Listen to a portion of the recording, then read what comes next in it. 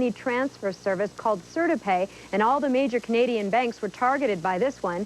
Dozens, if not hundreds, of Calgarians got an email saying nearly $1,000 had been sent to them via CertaPay for the sale of a laptop computer.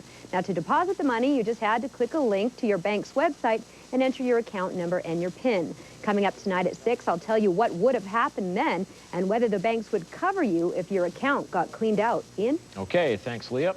A new internet phishing scam is counting on people's greed. The email tells you a lot of money has been sent to you by email money transfer. Money you know isn't really yours. But all you have to do to claim it is click on a link. With more on how it works and why, here's Leah Williams-Doherty. Jeremy Hexam uses email to send money overseas to his sister. So when an email from CertaPay, Interac's email money transfer service, arrived, he knew what it was. I think it's a brilliant idea, just like the whole PayPal system. So yeah, I'm into believing in that sort of thing. The email said $961 had been sent to Hexam via an Interac money transfer in payment for a laptop. To deposit the money, he just had to click a link to his bank and enter his account number and PIN. Hexam knew he hadn't sold anyone a laptop, but he clicked the link to his bank anyway, just to see how good the con artists were. It was almost identical to the Royal Bank site. In fact, I opened up this site and went and saw the whole page and then went to the Royal Bank site. I mean, as far as I could tell, there was no difference. A spokesperson at Interac confirmed that this was a phishing attack designed to get Canadians to enter their bank account numbers and PINs into phony bank websites. She says police located and shut down the website quickly, and this was the first time that Interac had been targeted by phishers. But experts at Phone Busters say these phishing attacks are becoming routine, especially for financial companies. We're getting more and more complaints and more attacks every year for the last 2 years. We expect this year will be a banner year as far as this type of consumer fraud.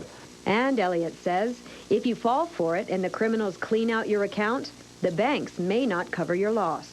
You have a contract with the bank to make sure that you protect your PIN number and you don't give it away or use numbers that can be easily identified so that criminals can access your account.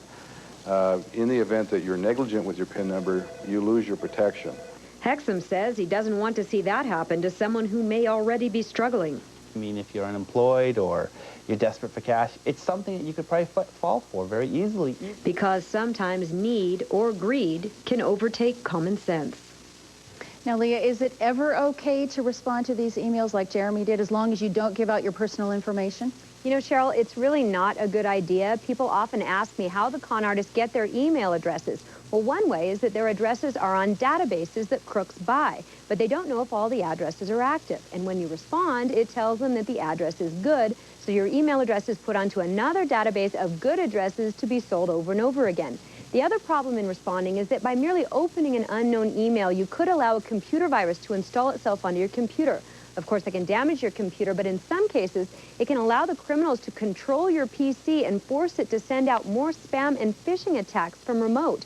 Now, what if you did respond and you gave out your personal information? Then you need to be concerned about identity theft, and you should call police and Phone Busters.